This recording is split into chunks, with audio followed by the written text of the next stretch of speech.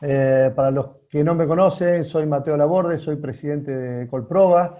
Eh, Estoy acá por invitación del doctor Fioranelli y de la CIJUSO, solo para saludarlos, para acompañarlos, para abrir esta cuarta jornada la verdad que con gran alegría. Son 92 participantes en este momento de esta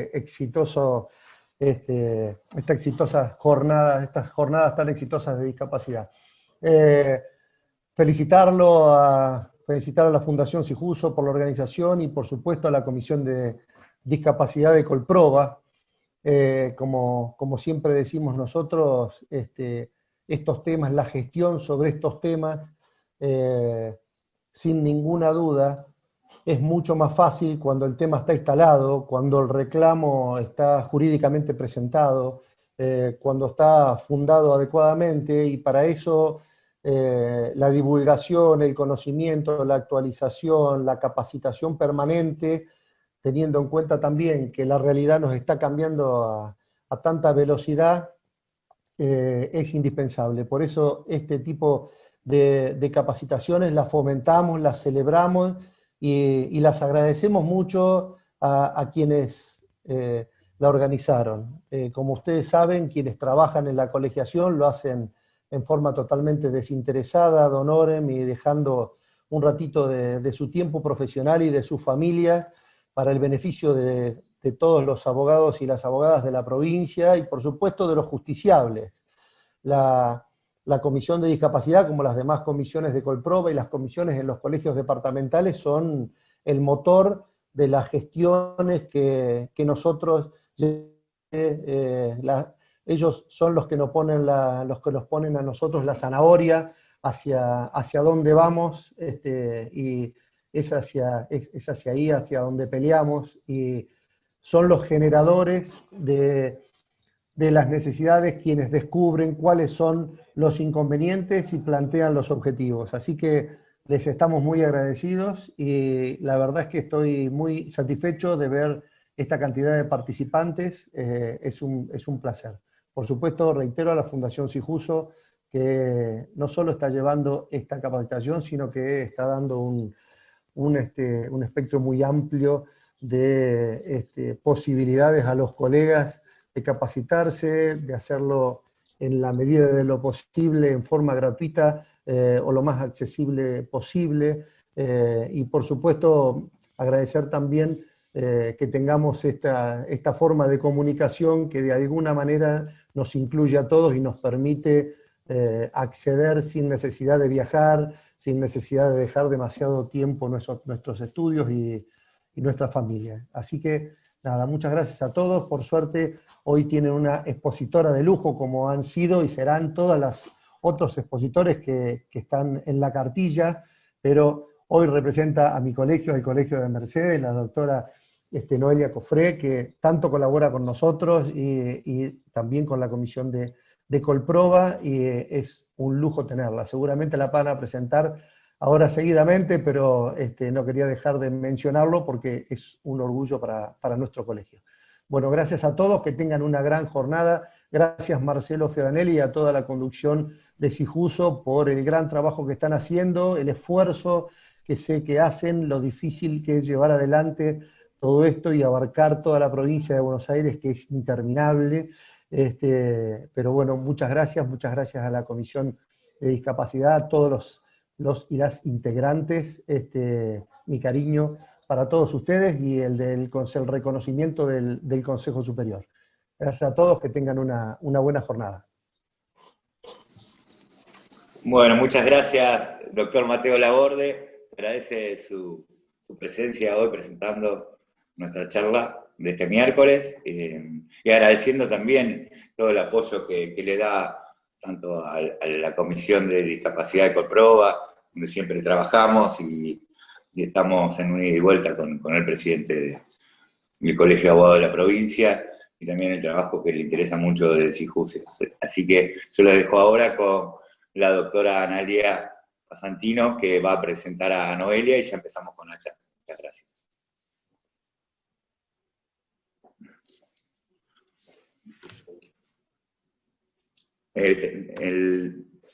Falta desconectar el sonido. Ahí. Bueno, buenos días a todos, buenas tardes. Estamos la doctora Cofré, Noelia Cofré, una amiga, compañera de la comisión. Y bueno, la doctora Noelia Cofré es abogada, docente en la UBA y docente de CIJUSO. Está cursando la maestría en Derecho de Familia en la Universidad de Palermo. Tiene un posgrado en Discapacidad y Derechos en la Universidad de Buenos Aires. Es doctorado y posgrado de la Cátedra de Derecho, Familia y Sucesiones de la Universidad de Buenos Aires. Ha hecho el ciclo profesional de orientación en discapacidad y derechos. Ha cursado discapacidad y salud mental también en la UBA, posgrado en discapacidad y derechos también de la UBA. Es docente en salud mental, derechos humanos y en amparo de salud y discapacidad, y miembro titular, como ya dije, de la Comisión de Discapacidad de Colproba. Quiero mencionar también que las intérpretes de señas, agradecer a las señoras Daniela Santiago y Paula Peralta, que son las intérpretes de señas que hoy nos acompañan. Noelia tiene la palabra, doctora. Bueno, muchas gracias, doctora Pasantino, una amiga, tanto usted como la doctora Silvia Mauro. Agradecerles principalmente, bueno, primeramente a Mateo Laborde y Marcelo Fioranelli. Para mí es un enorme orgullo poder representar al Colegio de Abogados del Departamento Judicial de Mercedes en la Comisión de Discapacidad del Colproba, que reúne a todos los colegios de abogados de la provincia de Buenos Aires. También es un enorme orgullo ser parte del plantel docente de la CIJUSO, que promueve la formación académica de todos y todas las abogadas, y expandiéndose a equipos interdisciplinarios también, que es tan necesaria la capacitación. Así que muchas gracias por la convocatoria, Marcelo, Mateo, María Rosa, que es nuestra coordinadora de la Comisión de Discapacidad del Colproba, muchas gracias también, y muchas gracias por la presentación, Ana Lidia. Bueno, luego de esta breve presentación vamos a dar inicio a la exposición del día de hoy, no sin antes preguntarles si me escuchan bien. Bueno, genial. La exposición del día de hoy me pareció en el armado titularla Salud mental y derechos humanos, avances, perspectivas y desafíos pendientes, ¿sí? Voy a tratar de compartir pantalla con ustedes, un PowerPoint que preparé a los efectos de, díganme si lo pueden ver. ¿Lo llegan a ver el PowerPoint que compartí?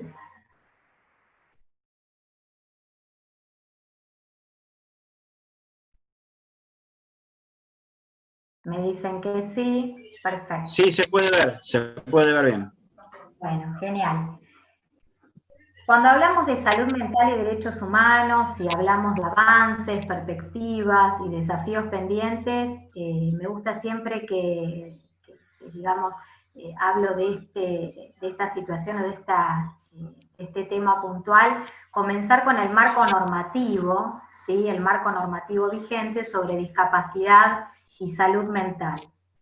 Es algo interesante que las abogadas, los abogados que litigamos en la materia, así como también a todos aquellos equipos interdisciplinarios que forman parte de este tema tan específico en el derecho, tenemos que tener conocimiento de cuál es el marco normativo que va a regir justamente en el marco de discapacidad y salud mental. Cuando hablamos de este tema tenemos que remontarnos a la Constitución Nacional, la reforma del año 1994, que en dicha reforma nuestro constituyente para el colectivo de personas con discapacidad trae artículos muy pertinentes y necesarios, como el artículo 75, inciso 23 de nuestra Carta Magna, que nos habla de las medidas de acción positiva. ¿Qué es esto de las medidas de acción positiva? Bueno, es la facultad que tiene el Congreso de promover y legislar normas para grupos que el constituyente consideró vulnerables, entre ellos las personas con discapacidad. Este artículo tiene un amplio impacto porque años más tarde van a entrar a sucederse una serie de leyes muy conocidas por los que trabajamos en este campo específico del derecho, como por ejemplo la 24901, que es la ley que ya la colega de la semana anterior se explayó, y que es el marco básico integral de prestaciones para personas con discapacidad. Esto tiene un impacto en salud mental y en personas con discapacidad intelectual, ya lo iremos desarrollando, pero tenganla presente porque justamente esta facultad de medidas de acción positiva, de promover y legislar normas que instauró nuestro constituyente en la reforma del 94, trae para este universo de personas con discapacidad las leyes específicas en la materia justamente para lograr la igualdad de oportunidades y no discriminación. También otro artículo interesante y que es pertinente en esta materia es el artículo 75, inciso 22 de la Constitución Nacional, que nos habla de una serie de tratados, convenciones, declaraciones internacionales que se le otorga jerarquía constitucional. Si yo les preguntara en este momento qué convención que tiene un impacto en el conocimiento de las personas con discapacidad, piensan ustedes en esta situación, seguramente van a pensar, o se les va a venir a la mente, la Convención sobre los Derechos de las Personas con Discapacidad. Y es cierto, porque la Convención sobre los Derechos de las Personas con Discapacidad es un instrumento internacional que fue ratificado por nuestro Estado en el año 2008, mediante ley 26.378, y se le dio jerarquía constitucional en el año 2014, mediante ley 27.044. Sepan ustedes que anterior a la Convención sobre los Derechos de las Personas con Discapacidad, había otras, y existen otras convenciones o instrumentos internacionales que tienen un impacto, y lo iremos desarrollando a lo largo de la exposición, en pronunciamientos internacionales y nacionales, como ser la Convención Americana sobre Derechos Humanos.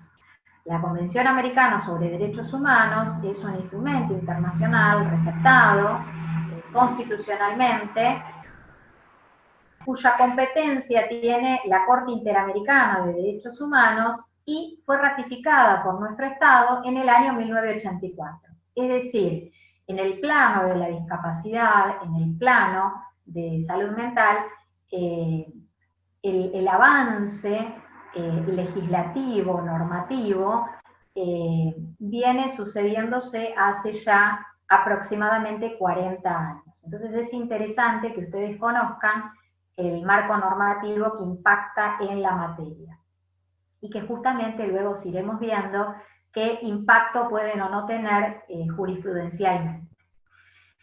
Otra de las cuestiones en cuanto a leyes que se aplican en la materia, muy conocida por todos y todas, la Ley de Salud Mental, la 26.657, es una ley nacional, como ustedes saben, la Constitución Nacional marca en su artículo que las disposiciones concernientes a salud y educación no fueron delegadas de la provincia a la nación, por lo cual son las provincias las que se encuentran habilitadas a poder legislar en ese tema. Esto es importante, lo tengan en cuenta, porque van a encontrar una cierta tensión entre las leyes nacionales y las leyes provinciales. Justamente se da en este campo la Ley de Salud Mental 26.657, ley nacional, recién tiene un impacto y una adherencia de la provincia de Buenos Aires en el año 2014, concretamente en enero del 2014, mediante la ley 14.580. Es decir, en la provincia de Buenos Aires, recién a partir del año 2014, en el que adhiere la provincia de Buenos Aires a las prescripciones establecidas en la ley 26.657, empiezan a tener validez. En simultáneo se da la reforma y unificación de lo que hoy conocemos Código Civil y Comercial de la Nación.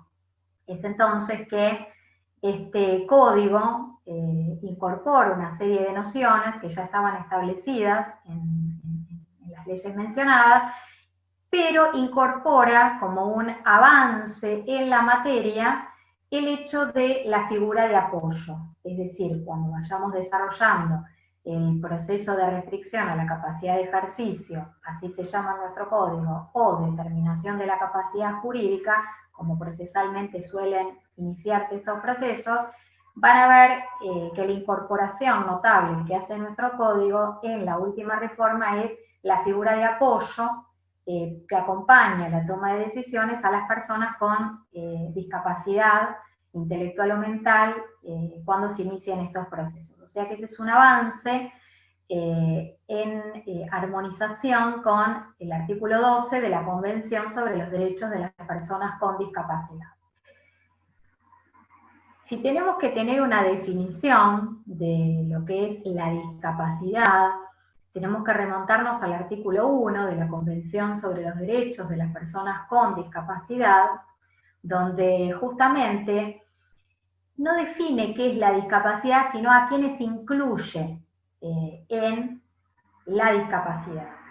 Y establece que la denominación correcta es persona con discapacidad. Y aquí me adhiero a una parte de la doctrina, en donde hay algunos autores que expresan que hay que tener cuidado respecto a la denominación para evitar eufemismos que han sufrido a lo largo de estos años el colectivo de personas con discapacidad.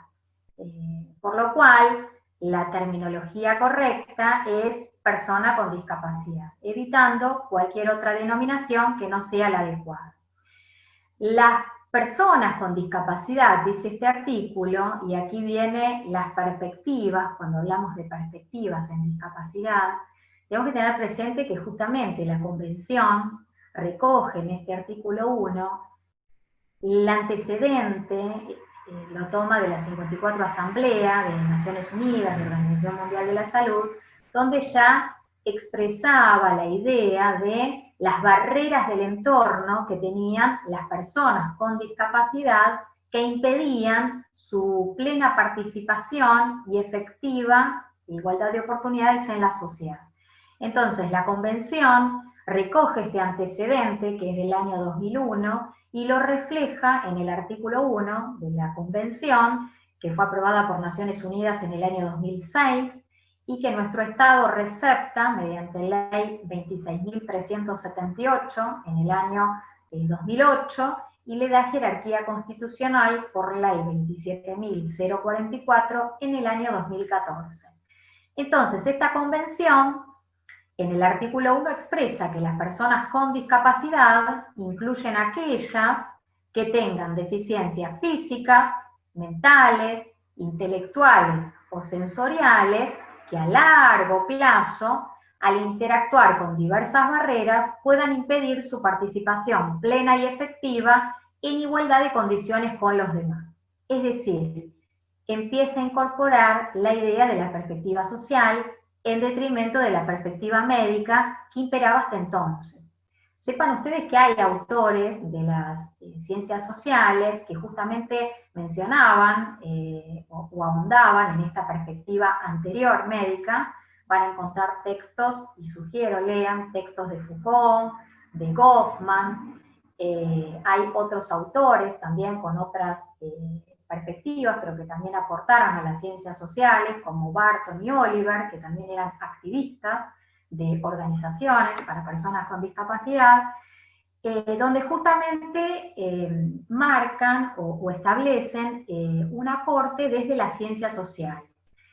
A lo largo de los años, como ustedes pueden ir apreciando, las perspectivas van cambiando, van evolucionando. De modo que la Convención sobre los Derechos de las Personas con Discapacidad viene a traernos esta idea de la denominación, cuál es la denominación pertinente para evitar cualquier eufemismo, y nos viene a traer la idea de la perspectiva social en detrimento de la perspectiva médica que imperaba hasta entonces. Es decir, las personas con discapacidad van a incluir aquellas, no solo el presupuesto objetivo que lo marca la propia convención, que es la deficiencia física, mental, intelectual o sensorial a largo plazo, sino que incorpora en la perspectiva social que no es en sí la deficiencia, sino más bien las barreras que esa persona tiene, barreras sociales, que impiden su participación plena y efectiva en la sociedad en igualdad de condiciones con los demás. Dando una mirada y un cambio de perspectiva, yéndonos a la perspectiva social. Sin dudas, en muchos artículos de la Convención se hablan de determinados derechos, uno de ellos es el diseño universal, que ha de contemplarse, por ejemplo, en la realización de determinadas estructuras edilicias. Sin dudas que si les pregunto en esta charla si todos los edificios públicos o privados tienen accesibilidad, muchos me van a responder que no. Y entonces, ¿cómo es esto de la perspectiva social, las barreras del entorno? Bueno, justamente son las propias barreras del entorno las que dificultan la plena participación en igualdad de oportunidades de las personas con discapacidad. Y esto no solo porque lo establezca la Convención, que en sus diversos artículos habla de que hay que tener en cuenta la perspectiva social y hay que tener en cuenta la igualdad de oportunidades y la participación plena y efectiva en la sociedad, sino también porque es un hecho notorio y cultural de que la sociedad, y en este caso concreto que hablábamos de accesibilidad, los edificios, tanto públicos como privados, tienen que ser accesibles, no solo por respetar el diseño universal establecido en este instrumento internacional que nuestro Estado ratificó y se compromete a cumplirlo, sino también porque es un hecho de notoriedad, que hay personas que no van a poder acceder a ese edificio si no es a través de rampas, por lo cual hay que tener en cuenta estas cuestiones y estas barreras que las personas con discapacidad van transitando a lo largo de los años y que aún hoy, 2020, siguen transitando. En el ámbito, por citarles un ejemplo lo más gráfico posible, ¿no? El de la accesibilidad. A lo largo de la charla van a ir viendo que también las personas con discapacidad mental e intelectual tienen que ir sorteando barreras sociales, que también siguen imperando en cuanto a perspectivas, tratar de introducir la idea de el trabajo de los equipos interdisciplinarios en lo que es salud mental y también en procesos muy específicos en el ámbito judicial que ustedes como abogadas o abogados pueden llegar a incursionar.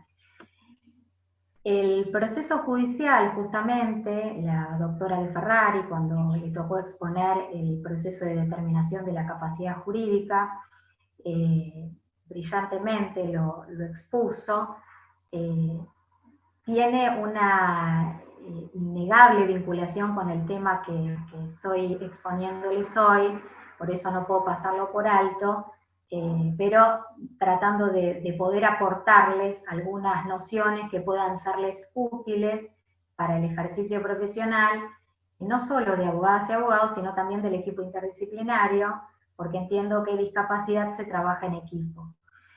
El proceso judicial que trae la reforma del Código Civil y Comercial de Nación, en la unificación del Código, vamos a encontrar una serie de artículos que son interesantes en este proceso que el propio Código denomina proceso de restricción a la capacidad de ejercicio o procesalmente, como se denomina, determinación de la capacidad jurídica.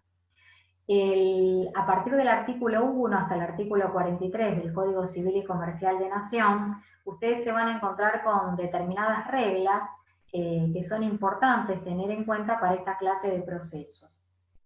Es decir, el artículo 31, de alguna manera, da las pautas de las reglas generales que han de tenerse en cuenta en estos procesos. Y ustedes se van a encontrar con que muchos de los incorporados como reglas generales estaban ya mencionados en la Ley 26657, pero volvemos. que resulta de aplicación mediante ley 14.580 en provincia de Buenos Aires que adhiere.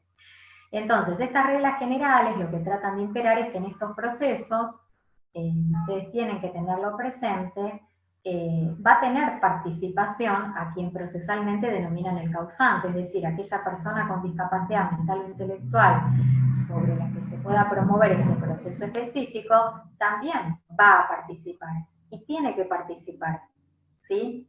Es un proceso en el cual se le va a restringir la capacidad de ejercicio. ¿Y por qué digo esto? Porque como ustedes saben, nuestro ordenamiento jurídico habla de la capacidad de hecho y de la capacidad de derecho.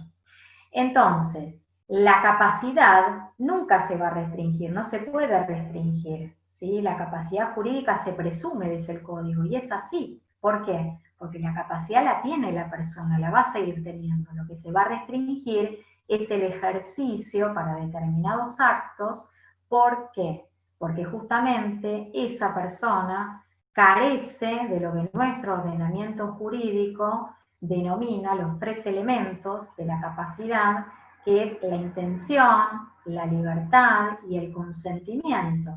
Ante falta de uno de ellos, como ser el consentimiento, esa persona no va a tener el discernimiento para poder celebrar actos jurídicos en su vida, no solo patrimonial, sino también personal, que tienen amplio impacto, por lo cual nuestro legislador ha previsto en el código esta solución a través de estos procesos muy específicos en las cuales se les va a designar para esa persona un apoyo, que es lo que incorpora esta reforma del código, ¿sí? Y sobre la cual tenemos que profundizar, hace falta mucho profundizar en esta idea de apoyos, pero es un avance en poder incorporarlo a nuestro ordenamiento jurídico interno, logrando una armonización con la Convención sobre los Derechos de las Personas con Discapacidad. Esa es la regla general.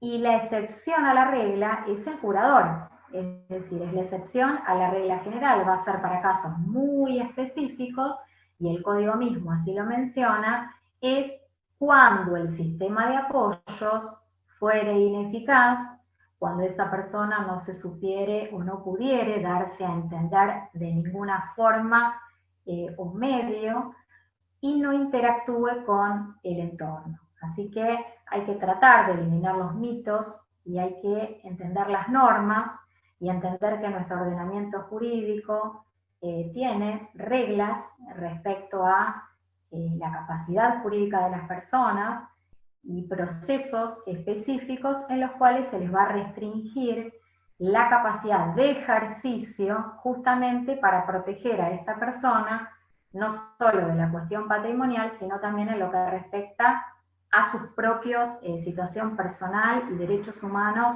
que tiene para poder mejorar su calidad de vida.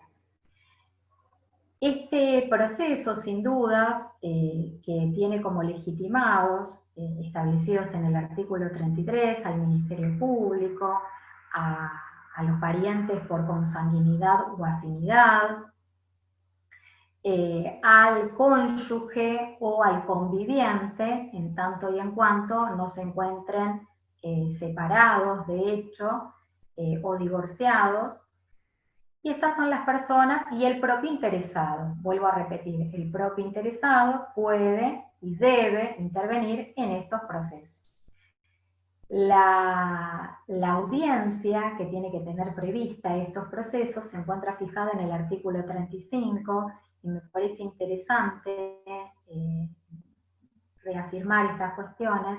El juez debe y tiene que tener una entrevista personal, no solo con el que promueve el proceso, sino también con el causante, es decir, con la persona a la cual se somete a este proceso.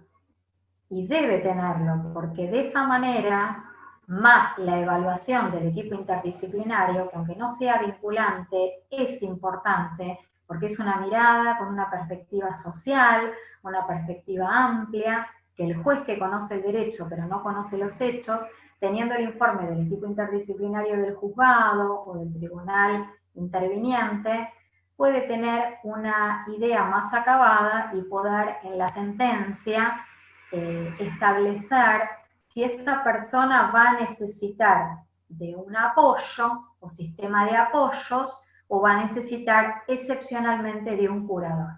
Yo insisto con esto porque hace unos años que vengo evaluando y observando las distintas sentencias a nivel provincia de Buenos Aires y a nivel capital federal. Yo litigo en ambos fueros y en el ámbito federal también, y observo que estas cuestiones no todos los jueces las tienen presente y son importantes, no solo porque así están establecidas en nuestro código, sino porque también cambia la mirada respecto a la perspectiva social de la que tanto hablamos y pregonamos. El juez debe tener la entrevista personal con el causante, con el legitimado también que promueve el proceso.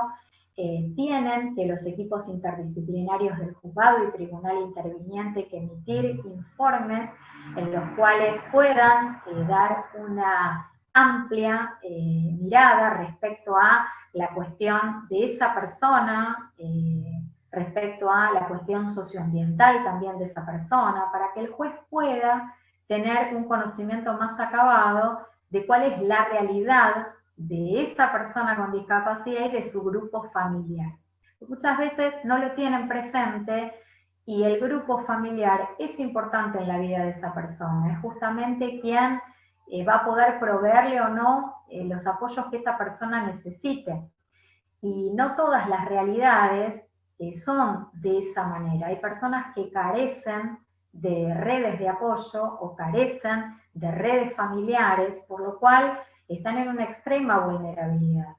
Entonces es importante que cualquiera de los que promueva o esté legitimado para promover estos procesos, que el juez tenga la entrevista personal y que se realicen los informes del equipo interdisciplinario para en la sentencia establecer si esa persona va a necesitar o la primera parte del 32, que es el sistema de apoyos, o la parte infine del 32, que es el curador. Otras de las cuestiones que también es interesante y que tiene impacto en salud mental es el tema de los equipos interdisciplinarios. Equipos interdisciplinarios, piensen ustedes en los juzgados o tribunales intervinientes en provincia o en capital federal, están conformados por psicólogos, trabajadores sociales. En Capital Federal también está lo que mal denominado está, pero está denominado así, que es el cuerpo médico forense, que está conformado por psiquiatras. Esos equipos interdisciplinarios, cuando el tribunal o el juzgado careciere, porque no todos lo tienen, pero cuando carecieren, no tienen que ser un obstáculo para dar intervención a otros ámbitos. De hecho, la provincia, la capital federal, el ámbito federal, tienen lo que en nuestro sistema de salud se denomina el ámbito público, a través de los hospitales nacionales, provinciales, municipales, por lo cual tienen y deben darles intervención, porque ellos tienen equipos interdisciplinarios que pueden intervenir en estos procesos, así que ténganlos presentes porque no hay que pasar por alto la evaluación del equipo interdisciplinario. No hay que pasarlo por alto, ni eso, ni la entrevista personal con el juez. Tampoco en este contexto de asco, ustedes se preguntarán, ¿y cómo hacemos en este proceso, en este momento de aislamiento y de pandemia? Bueno, tenemos dispositivos digitales por los cuales se pueden, y de hecho se llevan adelante audiencias a través de videollamadas de WhatsApp o a través de diversos dispositivos que cuenta el ámbito judicial para que se puedan llevar adelante. También pueden fijarse días y horarios en los que va a intervenir ese equipo interdisciplinario, por lo cual tenemos herramientas, tenemos normas, quizás lo que es necesario es una mirada más abarcativa de lo que es la discapacidad con una perspectiva en lo social y una perspectiva en los derechos humanos de la persona, y teniendo en cuenta un trabajo en general que involucre articuladamente a los distintos organismos del Estado, es decir, el Poder Judicial puede y debe apoyarse en el ámbito público, por lo cual si careciera de equipos interdisciplinarios que emitan los informes en esos procesos puede naturalmente, bajo el sistema de salud, proponer que intervenga el hospital público de tal o cual localidad para que sea su equipo interdisciplinario el que emita el informe y de esa manera el juez pueda finalmente emitir una sentencia. La sentencia, esto es interesante, también lo recoge de la 26657 y lo trae nuestro código, por lo cual no es una novedad, pero queda establecida, que la sentencia no adquiere calidad de cosa juzgada. Es decir, la sentencia ha de revisarse trianualmente o a pedido de parte interesada. Esto es importante, ¿por qué? Porque volvemos a la mirada y a la perspectiva de los derechos humanos.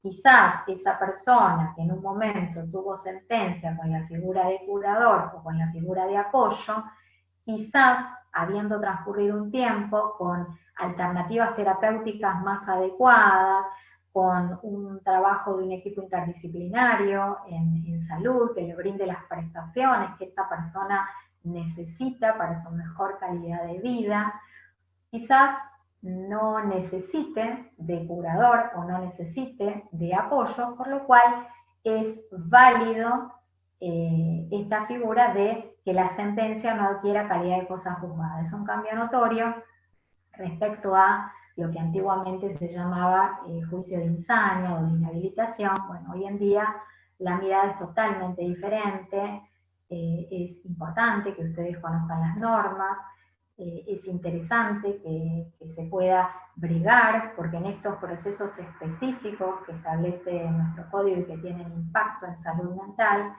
que se promueva la intervención de los equipos interdisciplinarios, que se promueva la entrevista personal del juez, que haya una articulación entre los diferentes organismos del Estado, que haya buenas políticas públicas para este colectivo de personas, y finalmente que puedan intervenir en la mirada diversas personas del ámbito académico, porque podrían de alguna manera realizar un aporte en la materia. Personalmente pienso que en esta idea de apoyo que sí trae esta reforma del código, hay mucho por trabajar y por hacer desde la justicia. No quiero sin antes dejarles de mencionar dos antecedentes que tienen que tener presentes. Va a ser una que justamente viene desde nuestra provincia, desde nuestra colegiación del Colproba, que es el registro de apoyos y curadores para personas con discapacidad en estos procesos, ¿sí?, de restricción a la capacidad de ejercicio.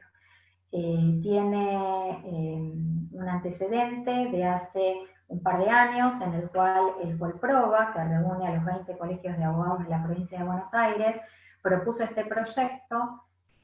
Actualmente varios colegios se han capacitado, no todos. Fui parte de la capacitación cuando lo llevaron adelante en el Colegio de Abogados del Departamento Judicial de Mercedes, en convenio Colproba con la Procuración General de Nación, justamente para proveer esta figura de apoyos o curadores que las personas que están en estos procesos quizás no tienen, o quizás quieren elegir a otro porque, insisto, es la plena participación de ellos mismos en el proceso, ¿sí? Otro antecedente tiene lugar en la provincia de Mendoza a través de una acordada, ya no desde el ámbito de la colegiación, sino más bien desde el ámbito de la Suprema Corte de Justicia de Mendoza, quien por una acordada habilita el registro de apoyos para personas con discapacidad mental e intelectual en estos procesos, pero abre la posibilidad a la comunidad, es decir, aquellas personas de la comunidad social que quieran ofrecerse como apoyo de estas personas en estos procesos podrán hacerlo, obviamente, cumpliendo una serie de cuestiones de idoneidad, por supuesto. Esos son antecedentes quizás que impactan en estos procesos impactan justamente en la salud mental, y en cada espacio donde me toca exponer me gusta mencionarlos porque poco se los conoce. Ojalá se puedan seguir profundizando sobre estas capacitaciones, ojalá cada vez más colegios se adhieran porque son necesarias, y creo que en ese sentido hay aún un profundo cambio que hacer, porque cuando uno observa las sentencias judiciales se va a encontrar con que no hay una actualización respecto a esta incorporación que trae el código en la idea de apoyos. Apoyos y salvaguardias, brevemente lo que les voy a plantear, que es lo que incorpora este código. Lo trae, como hablamos, en el artículo 32 y en el artículo 43, armonizando el artículo 12 de la Convención sobre los Derechos de las Personas con Discapacidad. La función que va a tener es acompañar a la toma de decisiones, promover la autonomía, facilitar la comunicación, la comprensión y la manifestación de voluntad de la persona para el ejercicio de sus derechos, ¿sí? Este es el rol, y que no me voy a explayar porque ya brillantemente lo hizo la doctora de Ferrari, pero sí valía la pena mencionarlo porque sí es algo que introduce nuestro código en la reforma y que tiene impacto en estos procesos en donde muy específicamente van a tener lugar personas con discapacidad mental o intelectual. Voy a tratar de sacar el PowerPoint, así les cuento de pronunciamientos internacionales y los puedo ver a todos y a todas, porque al compartir el PowerPoint ya veo a 3 personas nada más, y me gustaría que se pueda hacer interactivo. Pronunciamientos internacionales les dejo para que lo tengan, es un libro, si quieren luego se los comparto, suelo recomendarlo. Aborda pronunciamientos internacionales en salud mental que ahora les voy a exponer, entre ellos estos 3, Furlan y familiares contra la República Argentina, Ximénez López contra el Estado de Brasil, Víctor Rosario Congo contra Ecuador. Y luego les voy a hablar de jurisprudencia nacional, algunos casos en donde tuve oportunidad de intervenir, y otros que me parecía interesante también los tengan en cuenta. Así que voy a tratar de dejar de compartir el PowerPoint, así los puedo ver a todos y a todas de nuevo. Ahí estamos. Bueno, si quieren hacer algunas preguntas, por supuesto que están más que invitados.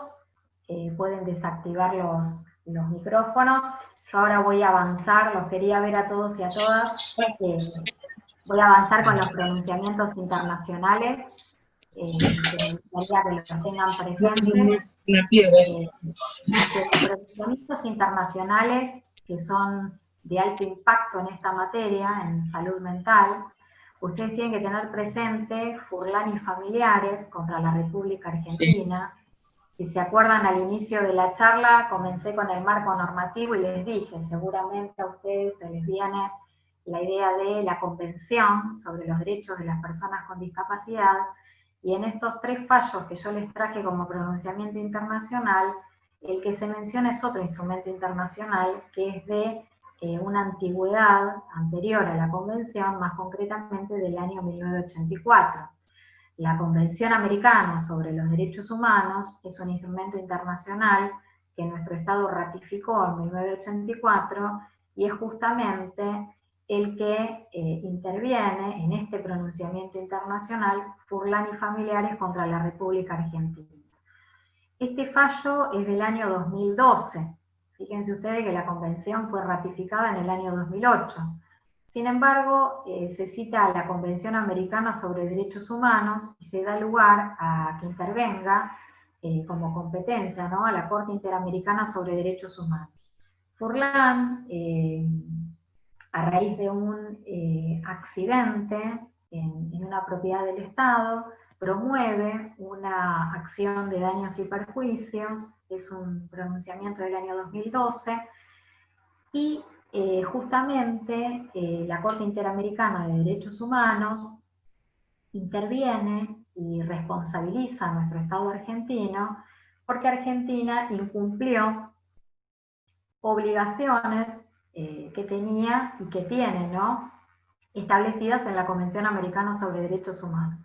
Concretamente, Furlan y familiares, en esta promoción de daños y perjuicios por el accidente que tenía, que había sufrido en esa propiedad del Estado, tuvo una dilatoria sentencia, por lo cual la Corte Interamericana de Derechos Humanos consideró al Estado argentino responsable de una demora de justicia en la sentencia.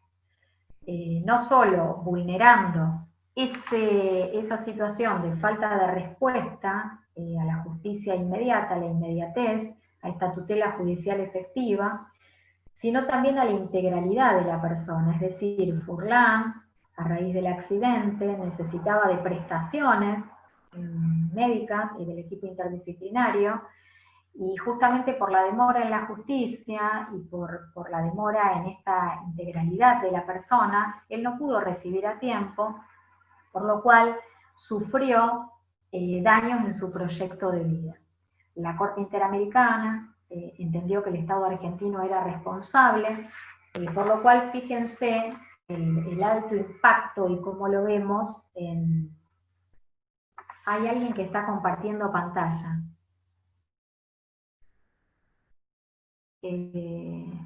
Ok, ahí está, no sé, alguien estaba compartiendo. Fíjense el alto impacto de que el Estado, cuando ratifica instrumentos internacionales, no es mera letra de ley, sino que se compromete ante la comunidad internacional y se compromete a su cumplimiento en su propio territorio, por lo cual la Corte Interamericana de Derechos Humanos, atento a ver un incumplimiento de nuestro Estado en derechos vulnerados a Furlan y familiares, hizo responsable a nuestro Estado de esa situación.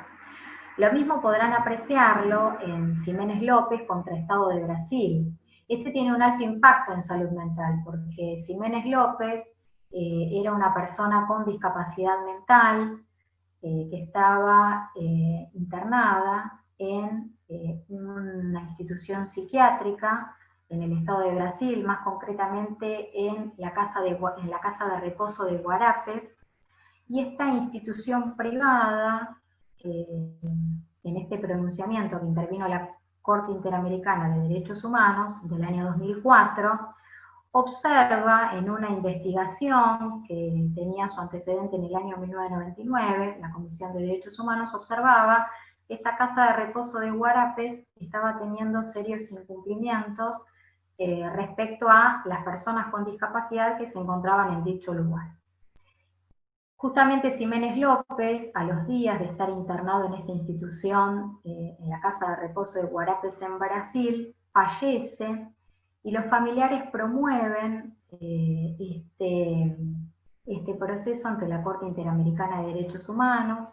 Por supuesto, Brasil había ratificado la Convención Americana sobre Derechos Humanos en este fallo del 2004, y observa en la autopsia de Ximénez López que él había sufrido y tenía signos de tortura y de violencia, por lo cual es justamente la Corte Interamericana de Derechos Humanos consideró al Estado de Brasil responsable. ¿Y por qué, se preguntarán ustedes, consideró responsable al Estado, siendo la casa de reposo de Guarapes una institución psiquiátrica privada?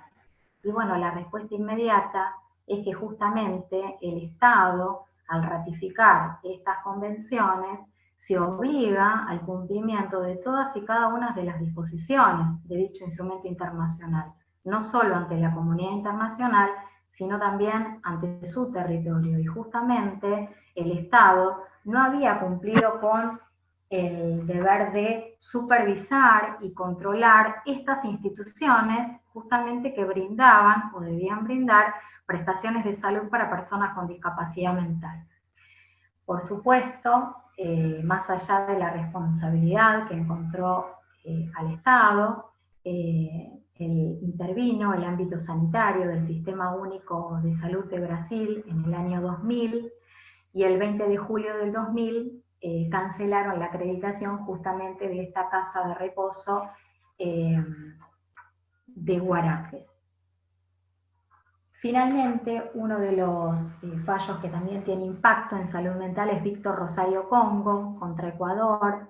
En este caso concreto es un pronunciamiento internacional del año 1990, en el cual Víctor Rosario Congo, una persona con discapacidad mental también, había asaltado y robado, y lo encarcelaron en el año 1990. Fue recluido en lo que en Ecuador denominan Centro de Rehabilitación de Machala el 25 de julio de 1990. Lo interesante de este fallo, y que encuentra como responsable también al Estado de Ecuador por haber incumplido derechos que estaban consagrados en la Convención Americana sobre Derechos Humanos, en donde interviene también la Corte Interamericana de Derechos Humanos, es que el juez en este proceso omitió agregar en el expediente un antecedente de vital importancia, y es que Víctor Rosario Congo era una persona con discapacidad mental, por lo cual, desde una mirada de los derechos humanos y desde una mirada de perspectiva social, no es la cárcel el lugar donde esta persona quizás deba estar, sino más bien estar en una institución de salud mental que pregone justamente sus derechos humanos, sus cuidados, alternativas terapéuticas más adecuadas, y el juez omitió agregar este antecedente y vulneró su integridad y calidad de vida, puesto que en el lugar donde lo encarcelaron, en este centro de rehabilitación de Machala, ni siquiera distinción con los internos hicieron. Víctor Rosario Congo fue golpeado por distintos internos a raíz del comportamiento que él tenía en esta institución. Interviene el equipo del cuerpo médico forense de dicho lugar, de dicha centro de rehabilitación de Machala, donde estaba detenido, y sugieren en la evaluación psiquiátrica que le hacen que Víctor Rosario Congo no debía estar en esa institución penitenciaria, sino más bien en una institución psiquiátrica que promueva justamente su integridad y su calidad de vida.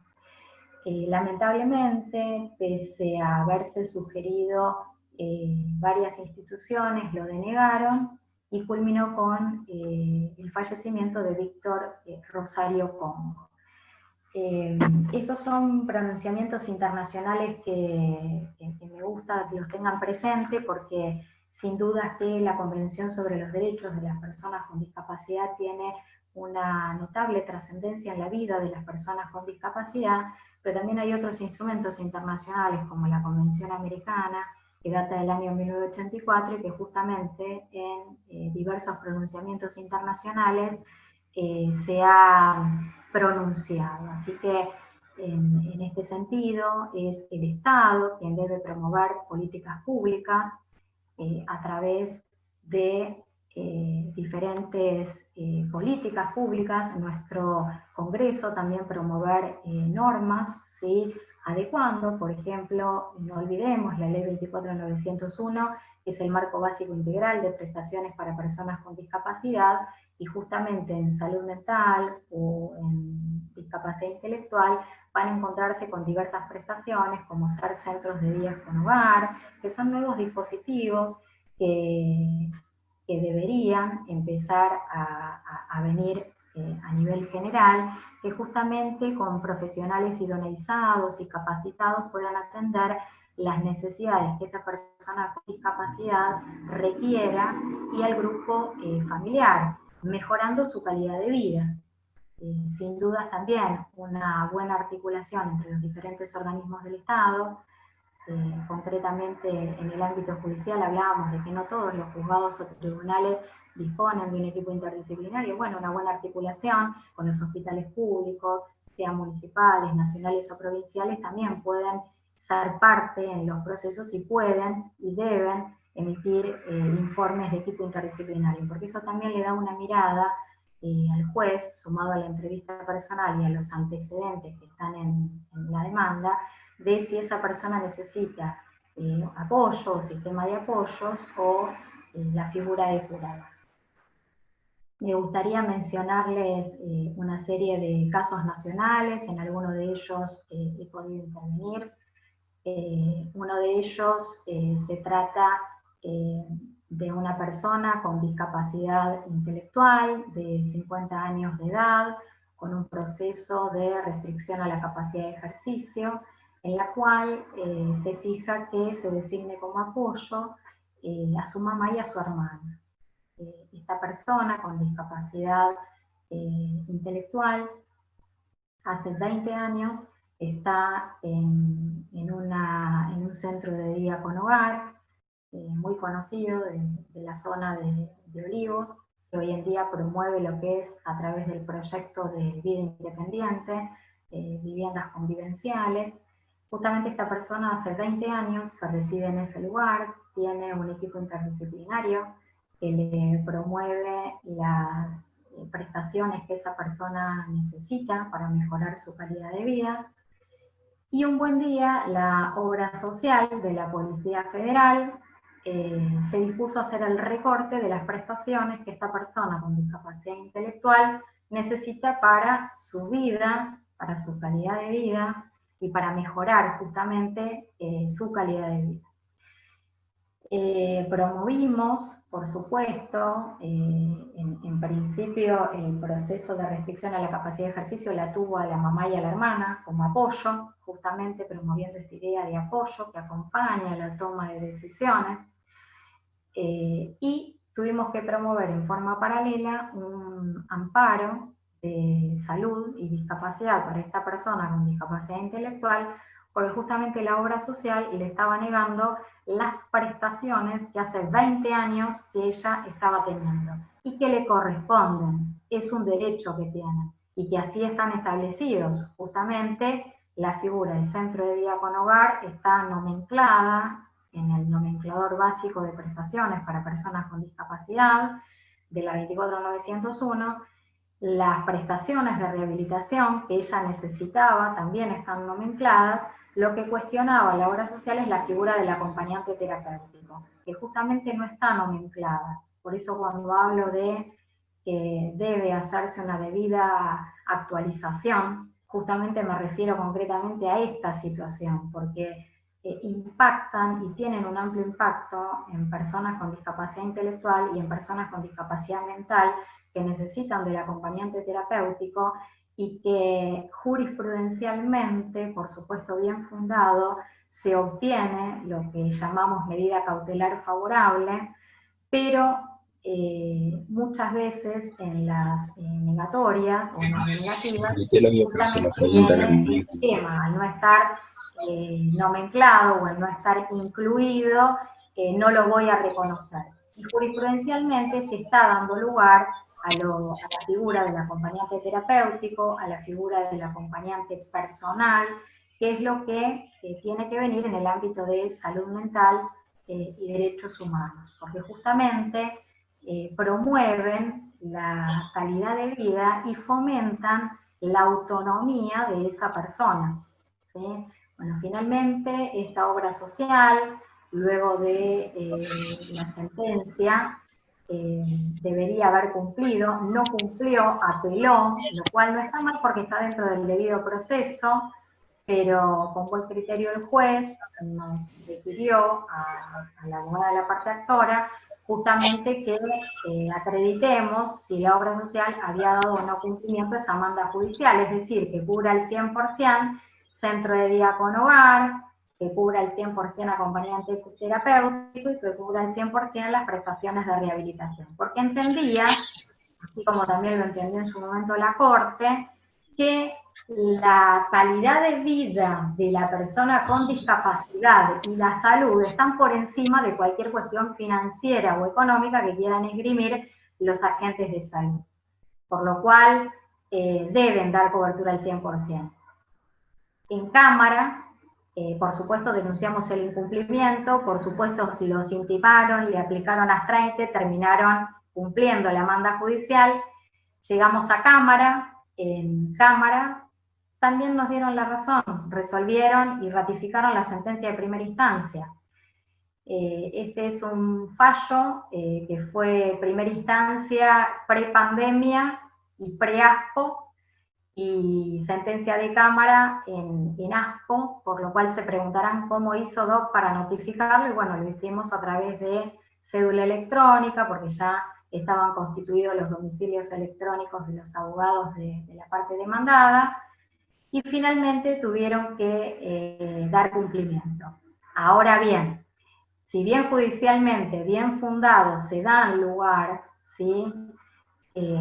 Nuestro Estado tiene que trabajar a través del Poder Legislativo en una actualización. El Sistema Único también, quienes forman parte del Sistema Único, tienen que trabajar en una debida actualización de las prestaciones, porque quizás la Ley 24.901 en el 97 fue una ley muy importante, y de hecho lo sigue siendo, pero tiene que actualizarse, porque las personas con discapacidad mental o intelectual hoy tienen otras necesidades y otras prestaciones que deben ser incluidas. Centro de día con hogar ya lo tienen incluido, pero no está incluido casas de medio camino, que aportan con profesionales idóneos y capacitados en la materia y pueden cambiar una mirada respecto a las personas con discapacidad mental o intelectual. La figura del auxiliar domiciliario está en la 24.901, pero la figura del acompañante terapéutico no, del acompañante personal tampoco. Entonces hay que hacer una actualización en el nomenclador respecto a las prestaciones que hoy 2020 necesitan las personas con discapacidad, porque aunque no lo estén, la jurisprudencia con buenos abogados y con buenos jueces dan lugar, pero la ley tiene que acompañar la realidad social, cultural que vivimos. Así como también una actualización en los valores arancelarios, o sea, las prestaciones están muy por debajo de lo que deberían estar establecidas. Así que eso también es, desde mi lugar siempre trato de marcarlo, el tratar de que la ley acompañe las realidades sociales y culturales, y que hay palabras que por supuesto todos vamos a estar de acuerdo respecto a promover la autonomía de la persona con discapacidad mental e intelectual, pero debemos ayudarla, el Estado debe ayudarla a través de los diversos poderes. Uno de ellos es a través de la actualización del nomenclador, no solo en montos, sino también en prestaciones, en actualizar las prestaciones que hoy en día necesitan estas personas con discapacidad mental e intelectual. Otras de las cuestiones también a tener en cuenta es que el Estado pueda promover auditorías en los distintos nosocomios de instituciones de salud mental. Creo que la mayoría no estamos de acuerdo con los monovalentes, pero hay que reconocer que es un desafío pendiente, aún hoy a 2020, aún hoy de tantos años de la Ley de Salud Mental, por lo cual es un desafío pendiente el que dejen de existir, pero que el Estado promueva la creación de nuevos dispositivos, quizás más pequeños, como ser centros de días con hogar o casas de medio camino, que justamente puedan acompañar a estas personas con discapacidad mental e intelectual, y en donde el Estado también tenga una participación en lo que concierne a la supervisión de esas instituciones, porque nos encontramos con que se da de alta a la institución y después no hay auditorías como se deberían.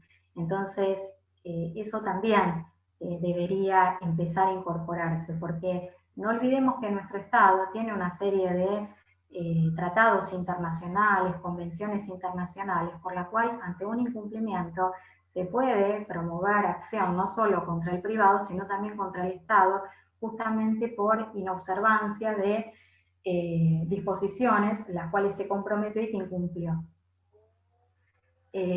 Finalmente, otro caso en el ámbito nacional que me gusta mencionar para que vean esta idea de la autonomía de la persona y cómo puede ir cambiando respecto a los nuevos dispositivos. Se trata de un fallo en Capital Federal de una persona con esquizofrenia paranoide de 24 años de edad, con varios intentos de suicidio, un caso muy intenso. Su familia, su mamá promueve el proceso de restricción a la capacidad de ejercicio, interviene un tribunal de la capital federal, da lugar a intervención de lo que en capital mal llaman, pero así está denominado cuerpo médico forense. El cuerpo médico forense determina que tiene que estar en una institución de salud mental, psiquiátrica. Procuramos que sea en el menor tiempo posible, ¿sí? Y ofrecimos y sugerimos en la causa que esa persona esté por el menor tiempo posible en la institución psiquiátrica y que como alternativa terapéutica más adecuada pueda estar en una casa de medio camino. El equipo interviniente del juzgado también así lo consideró, sugería que por tales o cuales cuestiones que observaba de la persona en esa entrevista que había tenido, que lo aconsejable como alternativa terapéutica más adecuada es que esté en una casa de medio camino.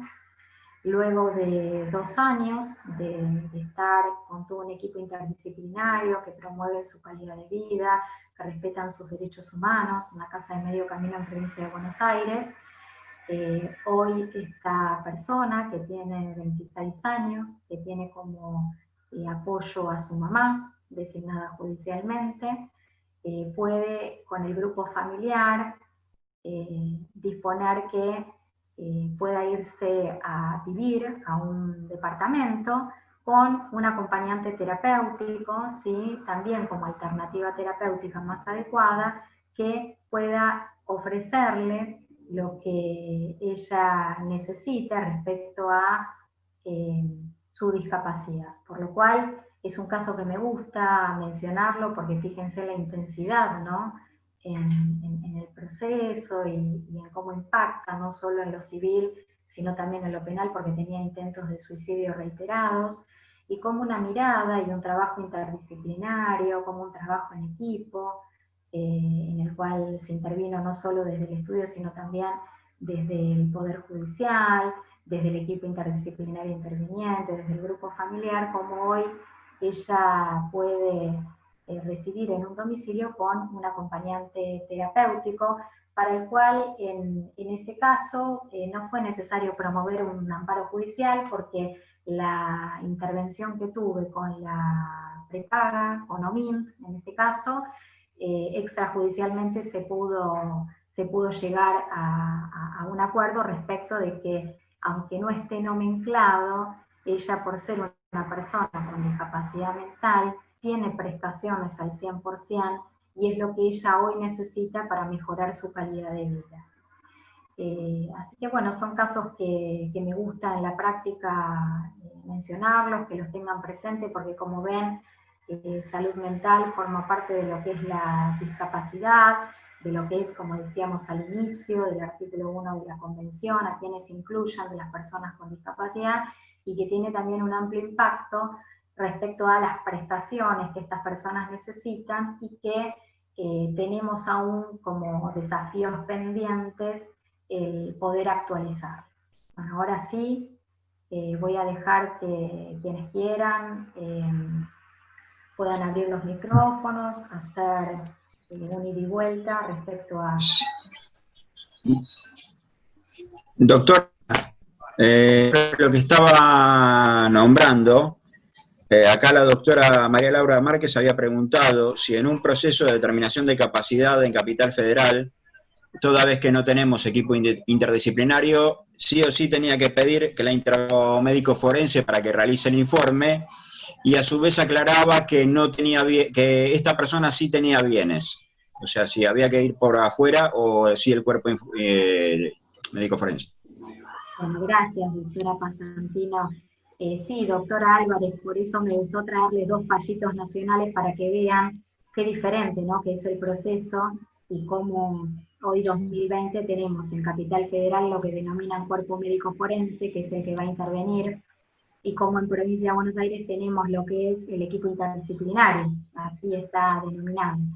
El cuerpo médico forense, como expliqué en el relato de la persona con esquizofrenia paranoide, emite el informe justamente el cuerpo médico forense en la Capital Federal y da lugar o da intervención el juzgado que entiende la causa de restricción a la capacidad de ejercicio. El informe no es vinculante, pero el juez, por supuesto, puede tomarlo en cuenta. De hecho, en la Capital Federal se va a designar en forma conjunta defensor oficial, que va a acompañar al causante y que tienen mucho impulso respecto a, más allá de lo que considere el informe del cuerpo médico forense.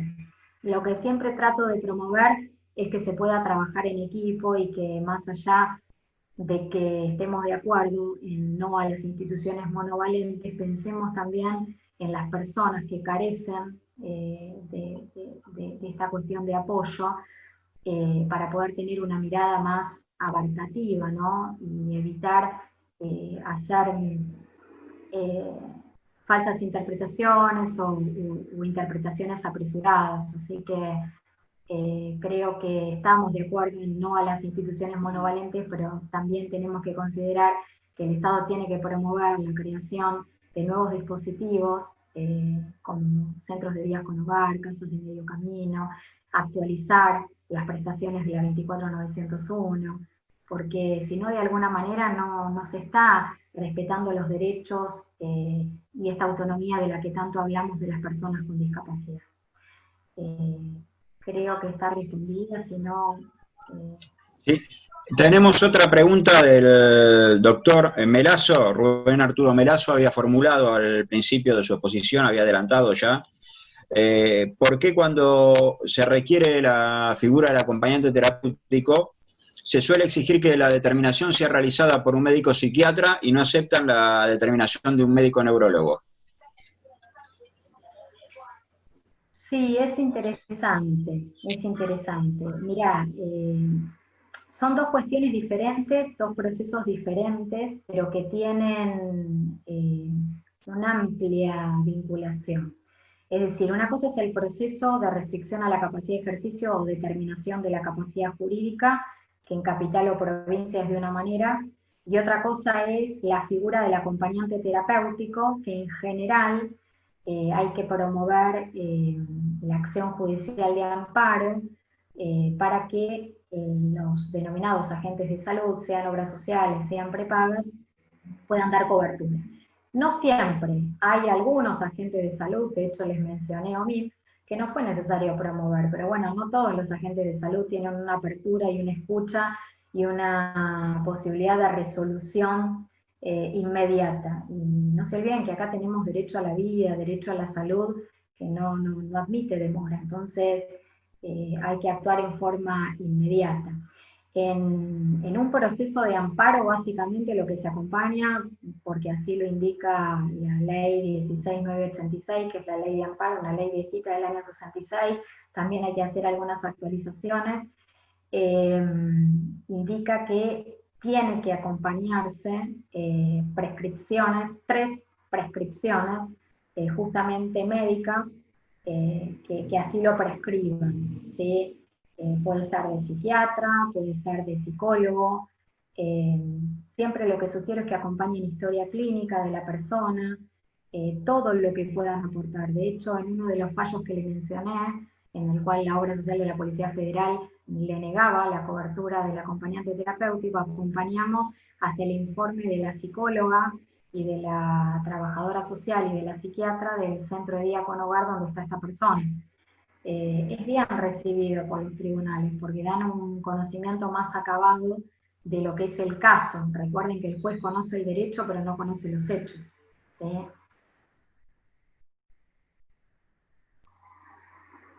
Una más. La doctora Elba Acuña me solicitaba si tenía los datos de la acordada de Mendoza que había mencionado, doctora. Bien. Si quieren yo les puedo compartir mi mail y les envío el material del acordado de Mendoza, del libro que también lo pueden bajar en PDF, donde están los pronunciamientos internacionales, las sentencias también de los fallos que mencioné. Si quieren se los dejo por aquí y luego me escriben y les comparto. Perfecto, perfecto. Bueno, un montón de felicitaciones, muy buena exposición, dice Lautaro Salomone. muchas gracias, excelente disertación y bueno, además felicitaciones, incluso los técnicos de acompañantes terapéuticos también estaban presentes en este congreso. Bueno, muchas gracias. Doctora, recibí por privado una consulta que tiene que ver con el consentimiento para la internación y el rol de los juzgados en ese caso. Sí, muy buena pregunta, María Rosa, no sé quién te la hizo, pero la figura de la internación es algo que también trae esta reforma del Código en el artículo 41, la figura de la internación involuntaria, es decir, tiene que darse y debe darse en casos muy específicos, y de hecho así lo dice nuestro código. Dice que ha de darse previa evaluación del equipo interdisciplinario cuando considere que hay un riesgo cierto o inminente de la persona de provocarse daño a sí o a terceros. O sea que hay que terminar un poco con ese mito de las internaciones involuntarias porque sí, no son porque sí. O sea, son fundadas por equipo y deben ser fundadas por equipo interdisciplinario, y como decía, deben intervenir los equipos interdisciplinarios, debe el juez tener una entrevista personal, debe hacerse un seguimiento del proceso y siempre teniendo una mirada a los derechos humanos de la persona, es decir, y buscando las alternativas terapéuticas más adecuadas para esa persona, que quizás en un primer momento necesita de estar en una institución de salud mental, pero quizás luego va a necesitar de otros dispositivos para los cuales nuestro Estado tiene que trabajar porque no hay tantos como las personas con discapacidad mental e intelectual necesitan, y su grupo familiar. Pensemos que por más buena voluntad que tenga el grupo familiar, va a necesitar de prestaciones de equipos interdisciplinarios. Y si hay buenas instituciones que puedan llevar a cabo estas prestaciones, van a mejorar sin duda la calidad de vida de las personas con discapacidad. Por supuesto, debidamente auditadas por el Estado, debidamente supervisadas, debidamente actualizados los nomencladores, para de alguna manera evitar este tema de tener que recurrir a la tutela judicial efectiva que hoy en día es a través del amparo.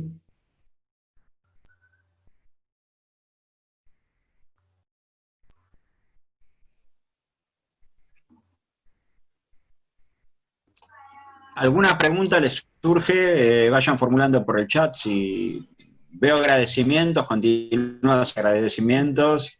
No sé si hay alguna consulta más, alguna duda más que le podamos formular a la doctora, aprovechémosla.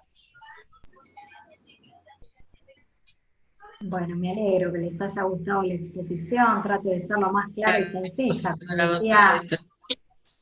Como decía Aristóteles, pensemos como la gente sabia, más hablemos como la gente sencilla. Hay que tratar de romper ese mito de que los abogados hablamos difícil o complicado. Podemos hablar sencillo.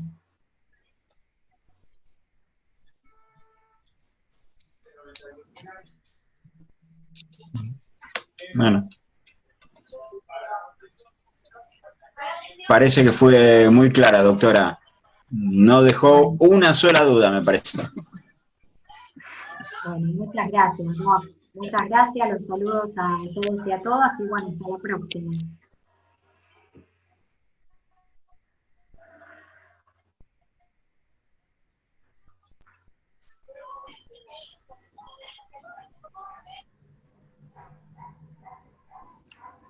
Hola, damos. Doctora, no quedando dudas, entonces damos por finalizada la jornada. Agradecemos por su tiempo y por sus conocimientos. Bueno, muchas y bueno, gracias. nos veremos el miércoles que viene, que vamos a hablar de educación inclusive con la doctora Sonia Chotro. Los esperamos para la todos. semana que viene, no se lo pierdan. Es una colega y amiga, además, va a hablar de discapacidad y educación, así que más que invitar. Sí, perfecto. Todo el material de todas las jornadas, en realidad se sube en las páginas de Sijusos, donde ustedes recurrieron para inscribirse, así que entren ahí, que la grabación de esta jornada, más el material que la doctora mencionó que va a acompañar, lo van a tener a disposición no solo para consulta, sino para poder bajarlo a sus respectivos dispositivos. Bueno, así que nos veremos el miércoles que viene y muchísimas gracias a todos. Muchas gracias. A ustedes, hasta luego.